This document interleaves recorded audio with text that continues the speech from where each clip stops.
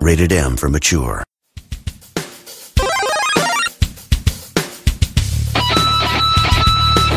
Good morning, good afternoon, good evening. Thank you for tuning in to Super Barley Brothers Podcast, where four middle-aged fathers discuss crappier video games and more. My name is Ian. I am at Fiend75002 at Twitter. Hi, this is Jerry. Twitter, JD_Chef. John. You can reach me on Twitter, Phoenix42. Hi, I'm Scott, and you can reach me on Twitter, Flip42FL1P42. This podcast is for entertainment purposes only. We have no affiliation with any companies, individuals, or properties. Any trademarks or copyrights that may be utilized belong to the entity that it is associated with. Okay, there we go.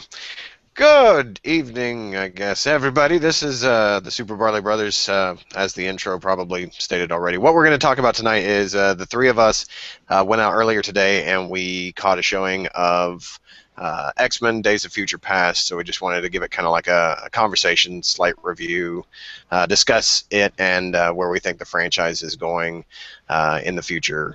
So we'll just dive right into it. For those of you who don't know, this movie actually ties the two X-Men movie series together. It ties the First Class in with the original X-Men series that has been carried on by the Wolverine series. So it brings everything together in a somewhat nice, neat package with major flaws that we'll bring up during our conversation. This movie takes place after all of the movies so far. There's no way to slide this in any other place within the storyline.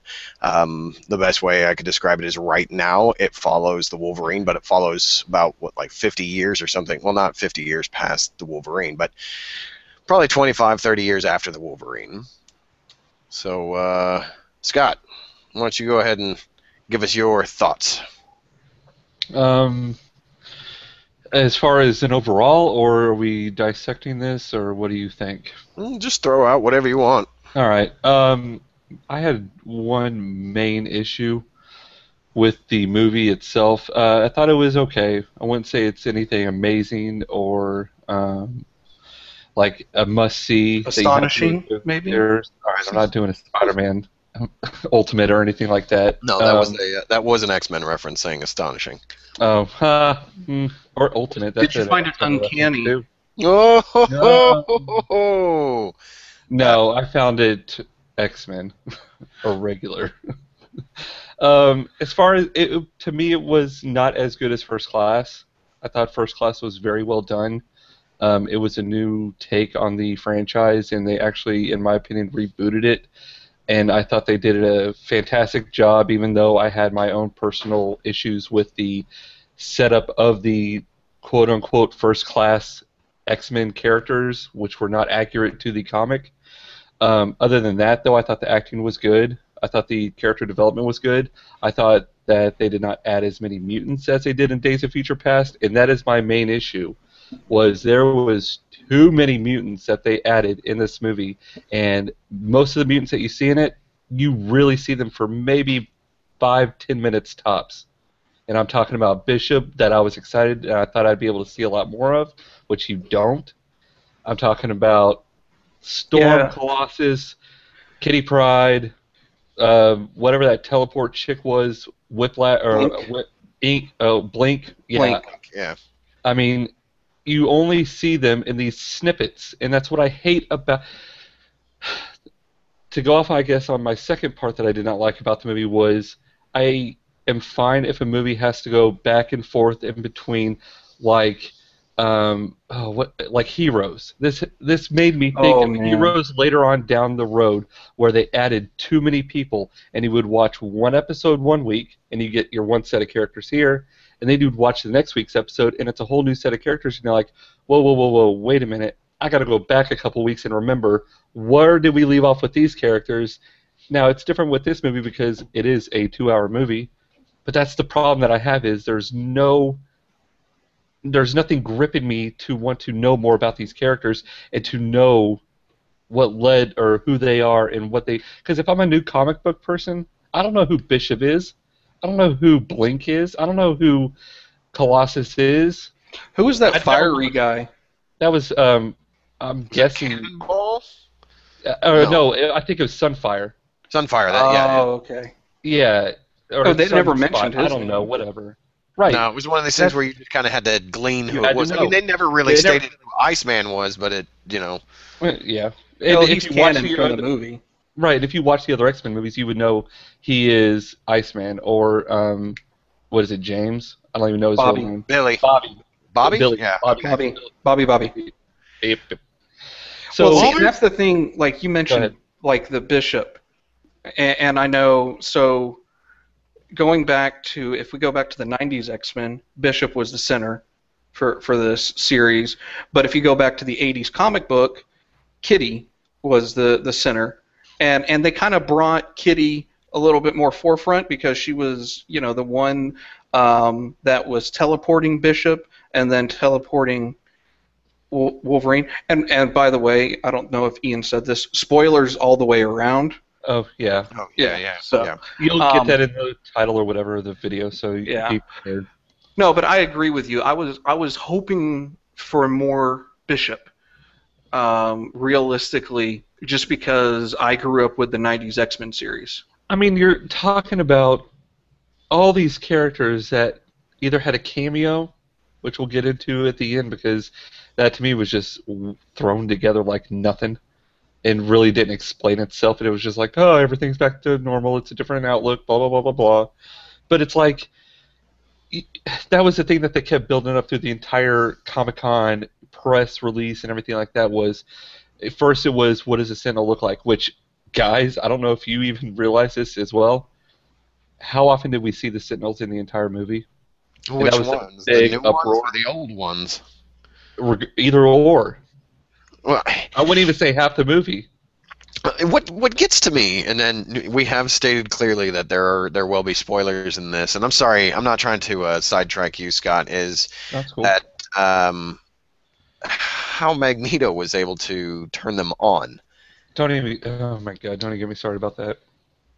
I get if he can control metal, but to create veins inside the robots themselves to power a organ per se, a mechanical organ, and then to give it motion, I wasn't buying that at all.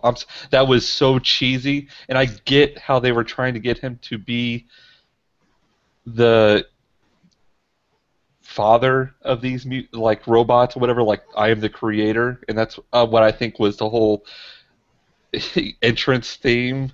That was almost like an Inception style, where it's just like whoa, and you just see this huge stadium come in with these robots, and you're just like, all right, dude, we get it. You're making an entrance. Continue. I'm done.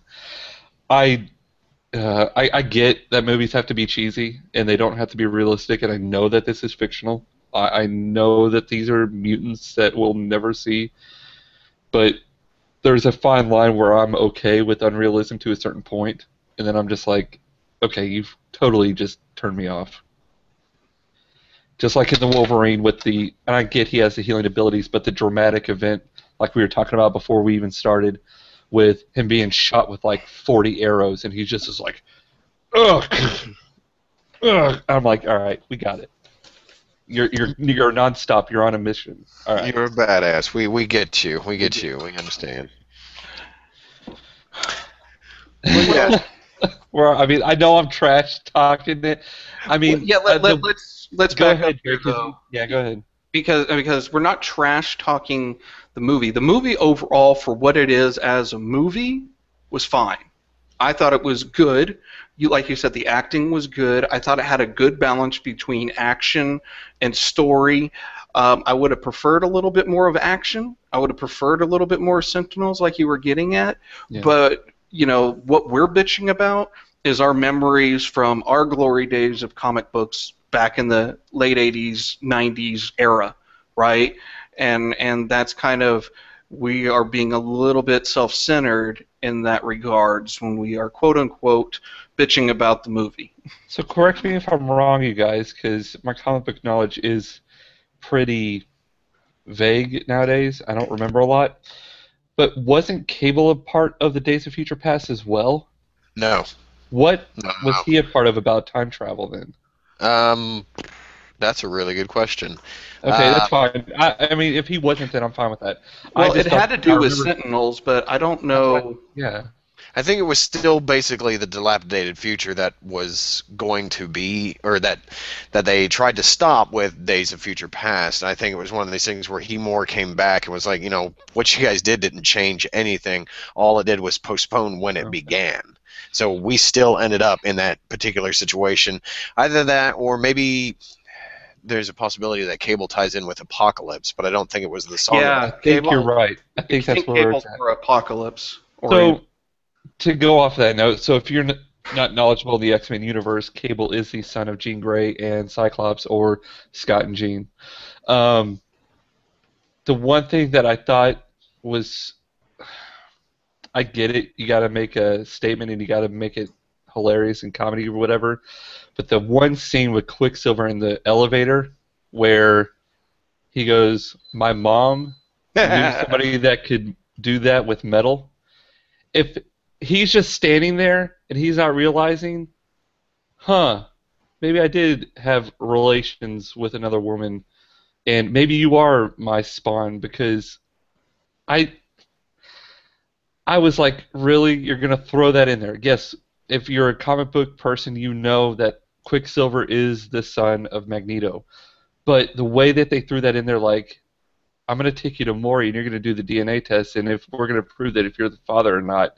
And that's kind of what it made me feel like, and I was like, that's a little cliche, and I was like, that did not need to be in there. And the thing about Quicksilver is, another character that I would, like Jerry and I agree with, and I'm sure Ian, you do too, I would have liked to have seen him a little bit more. Granted, he looked so emo, it wasn't even funny, but...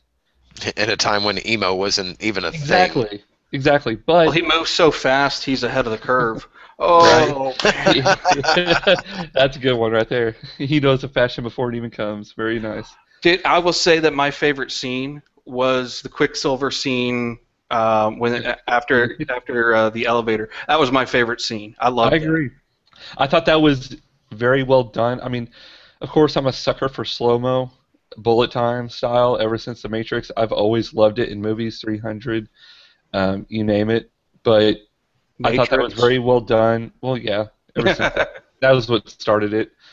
But I would have liked to have seen more of that. It was a quick, again, you're talking, I should have timed it. I really should have tried to look at my phone and just seen what time it was, because literally from the time that you see him and you meet him to the time that they go rescue Magneto in the prison in the Pentagon, I'm guessing maybe 3-5 minutes. And then after that, Wolverine's just like, "Thanks, bud. See you later. Bye." And you're just like, you guys promoted his character so much throughout this whole, promo marketing thing, and yet that's all we get from him? Are you? It's just like Amazing Spider-Man with Rhino. Yes. I don't even want to know about. I haven't watched. I apologize. I haven't watched your review all the way through. But when I read about that completely ticked me off, because that reminded me a lot of Spider-Man 3. Why did you even have Venom in there? I know, that pissed me off about Spider-Man 3. Why did you even have Goblin in there at the beginning for 5 minutes and then he gets knocked down and taken out and killed? It's just like, I know Americans have, I guess I just don't remember Spider-Man 3 all that much. I think that dance number wiped out my memory. It will do that to everybody. But to me, it's like, I understand that it's stupid that Hollywood thinks that Americans have that short of an attention span, that they have to throw in all these random people. That's why, in my opinion, my favorite X-Men movie is 1. Because it's small. It's character development. You don't know who Wolverine is? He's some dude out in Canada that's just trying to make ends meet by fighting dudes in a bar. And then he travels on the road, and that's all he does, is he takes bets and does cage matches. Who's this rogue chick? Oh, she kisses a dude and sends him into a coma. Well, she must be able to take something from him. I want to know more about her. And then it goes on and on from that. It's like, who's Iceman? They didn't have that many, and that's what I liked about it.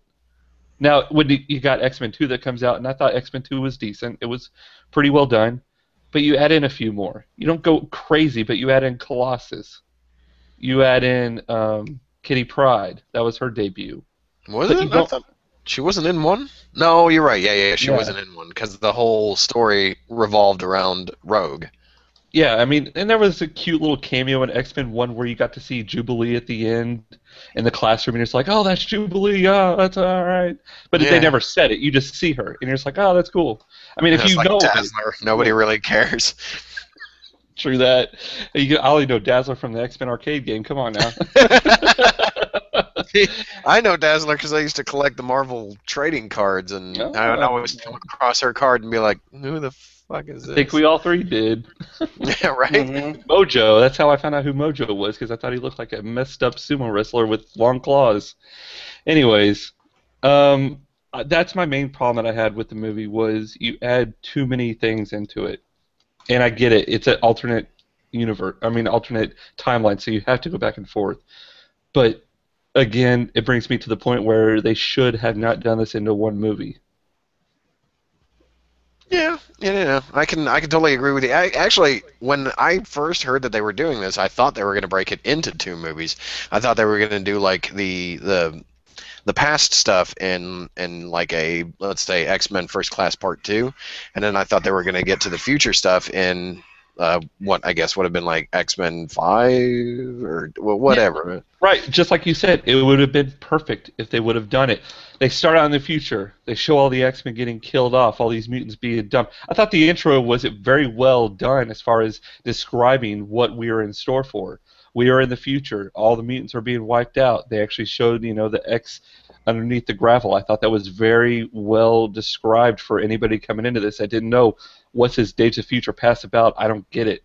And then you go back in time after they have the scene in the beginning where it's their last stand pretty much, and they're just like, we got to send you back, Wolverine. You're our only hope. You're going to have to bring together good and bad, and you're going to have to make them work together. And then you do the 1973 or whatever it was when they went back to that year, and then you end right when they need to go back to the future and explain a lot of missing things that were done right at the end that they wrap up in like 2 minutes. And there was a scene in there too when where were they? When they were first bumping into Mystique, trying to get her to stop doing what she does, or what she was there to do, and there was this weird waiver in the timeline where Kitty was not able to hold on to the time channels due to a situation that arises. I don't want to get too spoilerific on it, but there's a situation that causes so that she's having a hard time dealing with Logan, who's now like fidgeting all over the place, and then the Logan that's in the past kind of comes to as the Logan from the past. He's like, who are you guys? What's going on? I kind of like that interaction, but it went on way too long. They kept going back to seeing through his perspective and then jumping back to him and things along those lines. And I thought it was funny how Charles explained it away as somebody gave you some bad acid. Because I know we've all been down that road, right? Right. You've had some bad acid. But some points in it, the pacing was a little weird. In fact, after we recorded episode 9 of the podcast last night, I had to turn around and watch First Class because I had never seen it, and I needed to see it before I went to go see the second one. And at the beginning, now granted, we had just finished episode 9. I had 3 beers down, and I popped open that Warlock, so I was pretty lit. I'm sitting there looking at it, and it's like the pacing in the beginning of that movie just kind of seems to just go. And it's like you better catch a grasp of what's going on and hold on tight because we're going to leave you behind if you're not paying attention. What do you think of that, by the way? Talk about First Class real quick. I thought it was good. I thought it was good.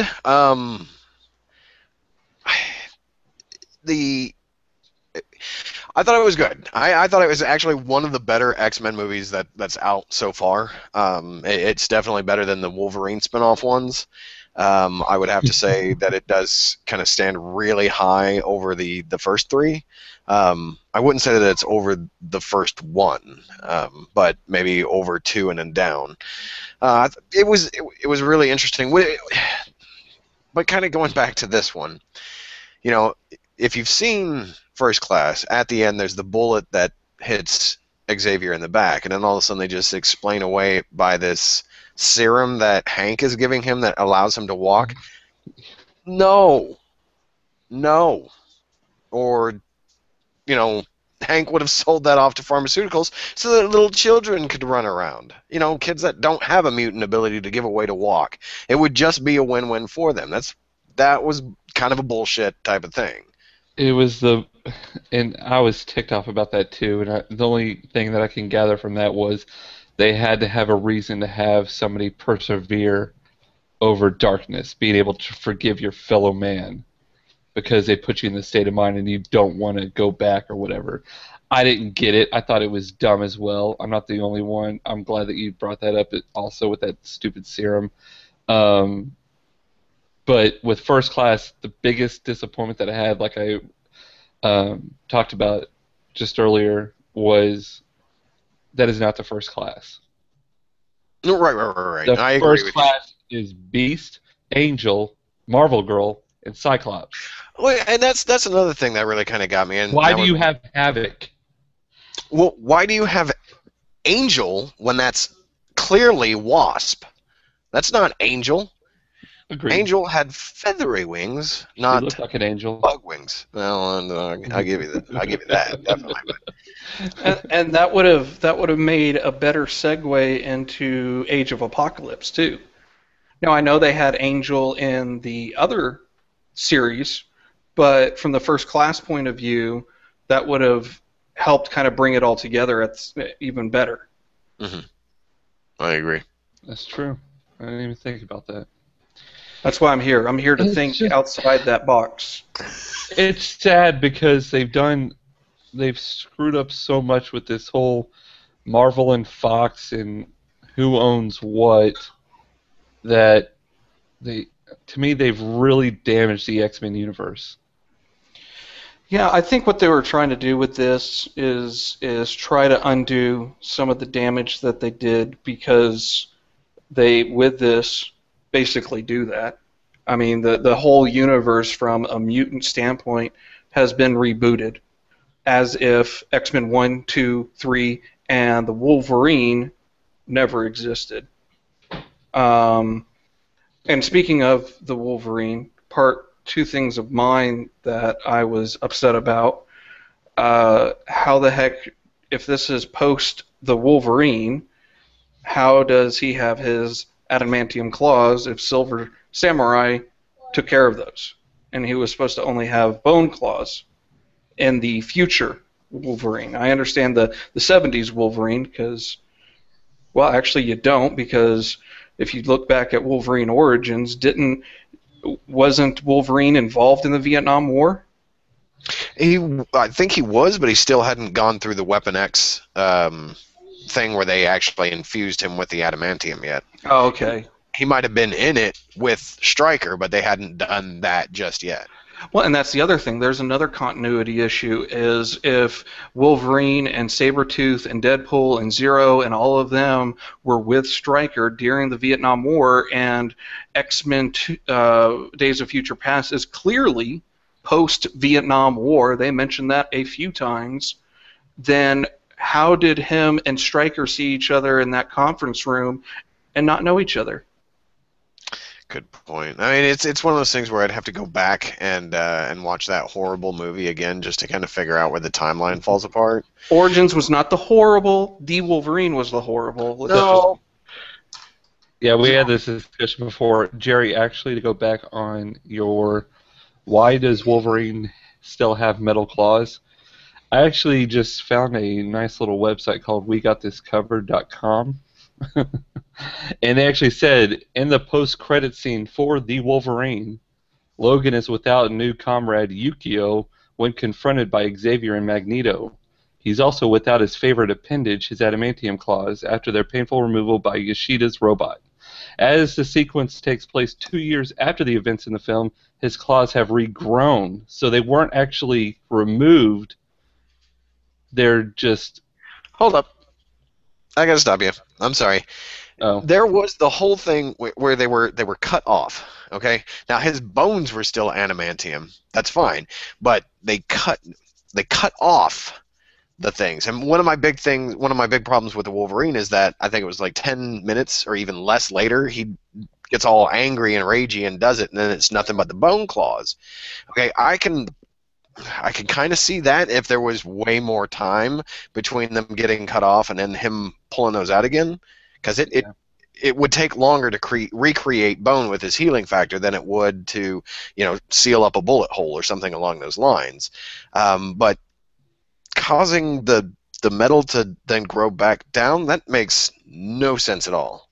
Okay, so yeah, they actually continue on. It says, so how did he regain his adamantium-infused bones between the post-credits airport scene and Days of Future Past? They say, of course, it's strictly not addressed, but we'd hazard a guess and put our bets on Magneto's newly gained powers of metal manipulation. In the comics, he removed the adamantium from Wolvie's bones, so as to say he can't do the reverse. I don't know. That's probably not a really well-done answer, but it's at least something to consider. That's good speculation, and you think back into the private jet scene when younger Eric is talking to 70s Wolverine, something to the effect that looked good with metal on them, or just imagine if they were metal, or something like that. So I can see that, but I just wish they would have addressed that in some fashion. I don't know how, but I mean, honestly, that's a big deal. I mean, that's like Wolverine's thing, and Hugh Jackman has been the center of all of the X-Men movies except for First Class, and so that's a huge gaping hole. So there's a lot of gaping holes, and another one that we talked about, I don't know, Jerry, if you were here or if you had stepped away, but Ian had brought up a good point as, why is Patrick Stewart Professor X? Yeah. And this actually addresses that in here as well. It's kind of funny. It's a very big stretch, Ian, so hold on tight. Yeah, So Okay. On your high boots. It is actually pretty interesting. I'll shoot the link out inside the video so that you guys could actually check this out. It's actually kind of interesting. So it says, so if you guys don't know, in X-Men: The Last Stand, he dies in the beginning, and in the end, if you watch the post-credit scene, you see a medical hospital where Moira McTaggart is, and all of a sudden you hear Patrick Stewart say, "Moira!" and then she gasps, and it's like, boom. So you have to know that his body that self-destructed had transferred into another being, which I don't, like Ian and I had talked about, I don't ever remember Professor X having this ability, so I don't know how that happened. But here's what they say in this article. I think, didn't he... Sorry, I didn't mean to interrupt, but back in the 90s cartoon with the alien friends that he had, the Shiva?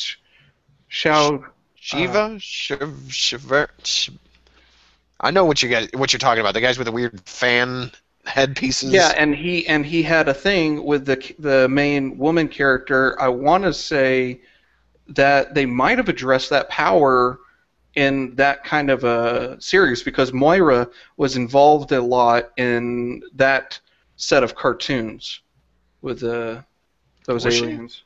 I thought she was more involved in the Apocalypse ones with Angel and Archangel. She was involved in that too. I wanted to say she was. I don't know. I mean, this is freaking 15-year-old memory here, so But whatever. Go on, Scott. Sorry. And this is, like I said, it's a pretty big stretch. So it says, his apparent aversion to death is dealt with during the post-credits scene for The Last Stand, like I had said.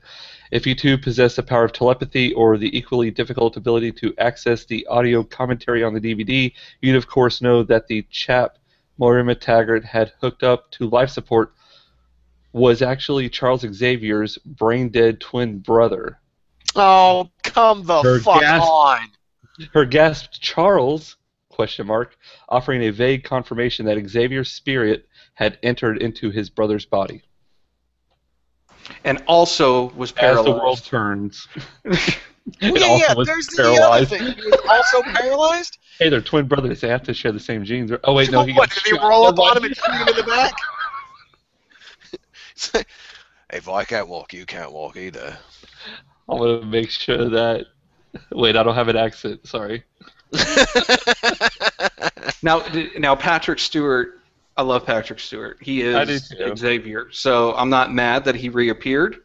It's just, like If you're gonna write a comic book movie, and you're gonna want it to be some type of fluid, continuous story, and you're gonna want to try to follow the same bandwagon as the Phase 1 movies that led into Avengers, you kind of got to deal with the shit that you wrote earlier. You can't just it's comic books.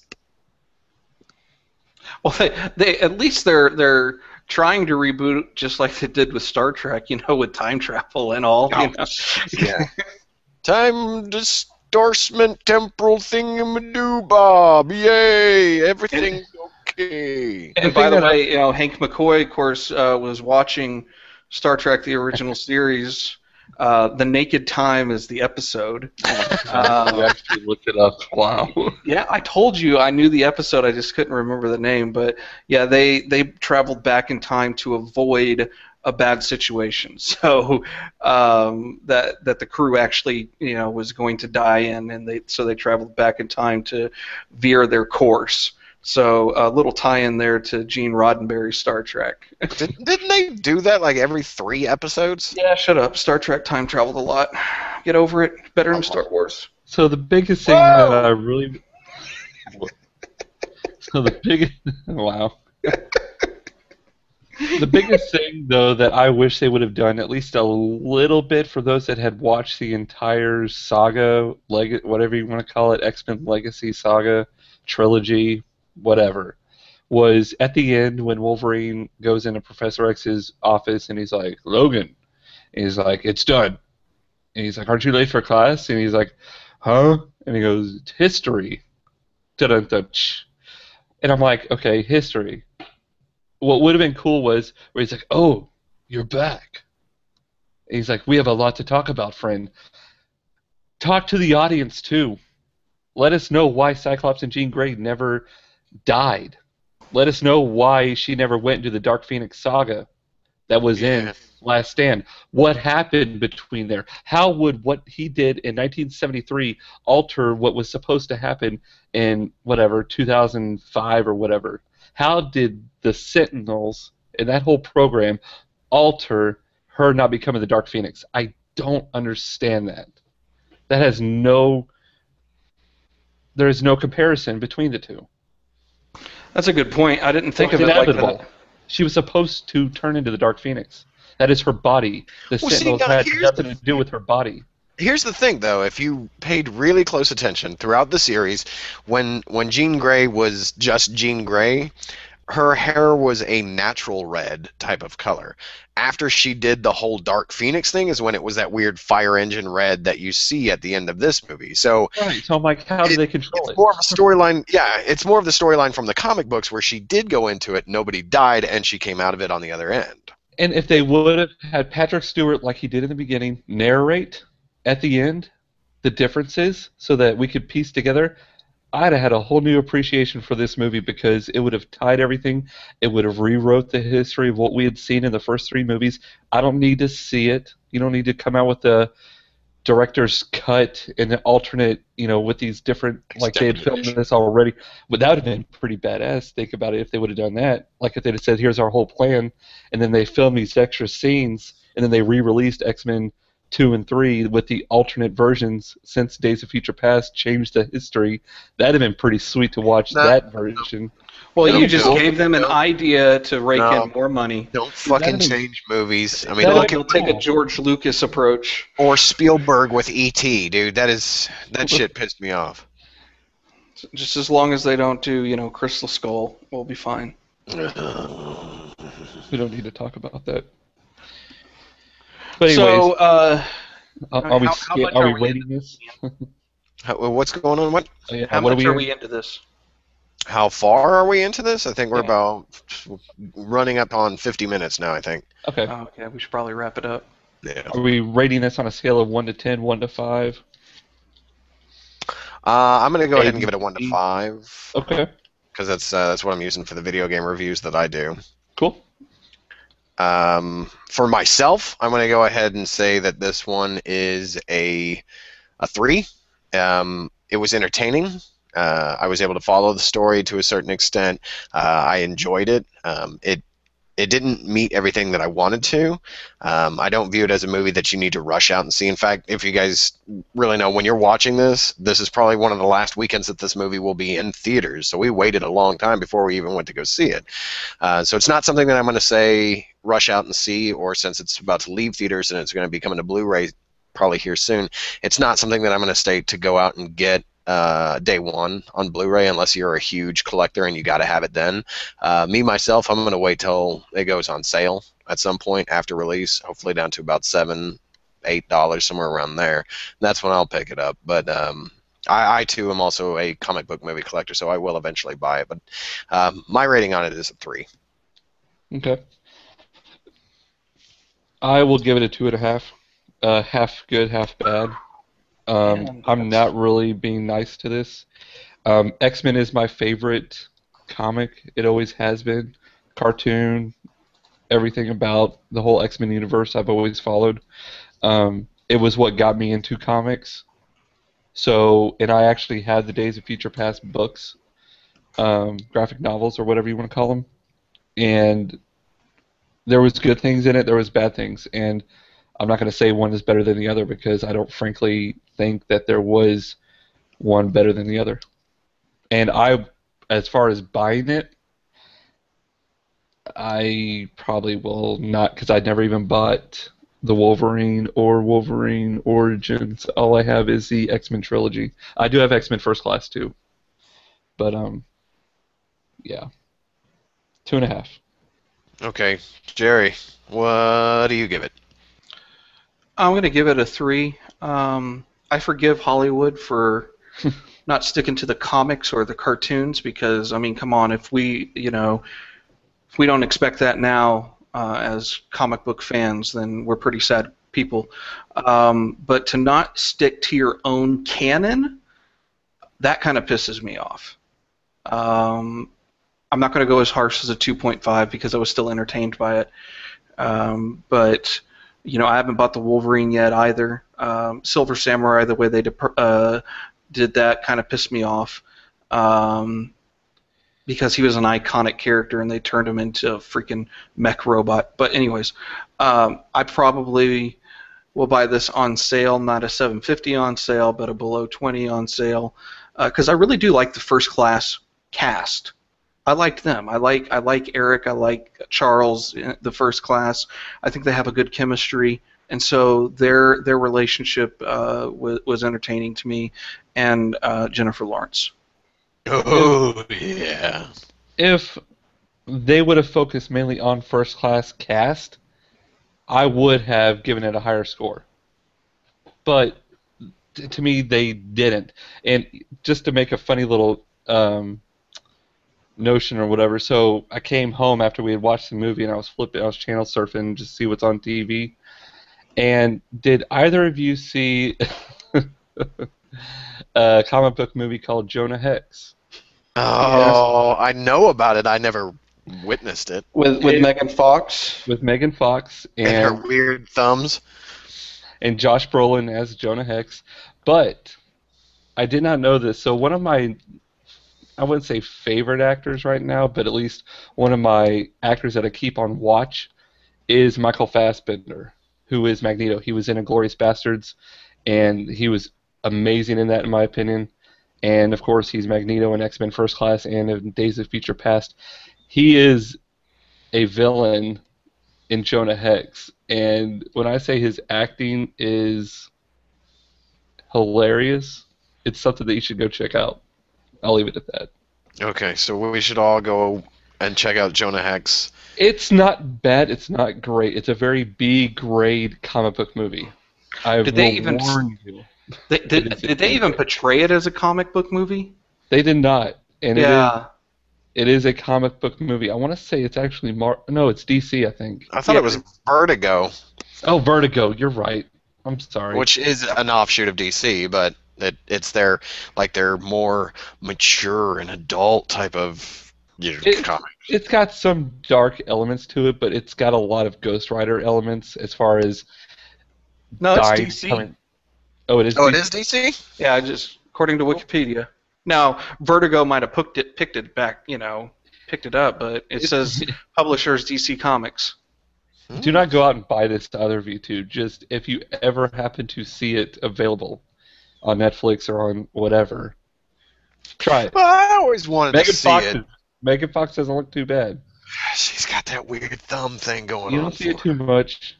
I can't not see it though. That's the thing. It's like, have you ever seen? You're gonna see it when you see Teenage Mutant Ninja Turtles. No, you know what I'm gonna see is 4 Shreks running around with Ninja Turtle masks on. No, Goombas. Yeah, no, their heads are too big. True. I am really stoked about this Ninja Turtles movie because if you see trailer number, I think it's trailer number 2. They actually kind of lay down some of the storyline, and at least this time, Raphael is not getting kidnapped; it's everybody else. So. I'm really cautious about Megan Fox's April O'Neil. That's what's killing it for me. Oh, come on! You knew they had to do that. No, they didn't. Yeah, they did. Dude, look at who they got. They got a no-name actress for the first ones that were done in the 90s, and those were great. Yeah. And they actually got a redhead like they should have gotten instead of a brunette. And in one of them. Her hair colored. In the first one, there was a redhead. There was a brunette. All right, let's wrap this up. Okay. So we've got a 3, a 3, and a 2.5. So, that means it's kind of for us. So we appreciate you taking the time to check this out. Speaking of Ninja Turtles, that'll probably be one of the next movies that we review. We're also going to try to get together and go see the Guardians of the Galaxy. If not together, we'll see it separately. Another movie that we're looking at reviewing, because this is a video game podcast, or at least discussing, is going to be Video Game the Movie, which I believe is a documentary where they talk about the rise and fall of video games and how it got to where it is today. So that'll be something that we're looking into. If you have any comments, suggestions, movies that you'd like to just see us watch and then rip apart for you, we'll be more than happy to do that. Go ahead and give us a thing in the thing down below the thing.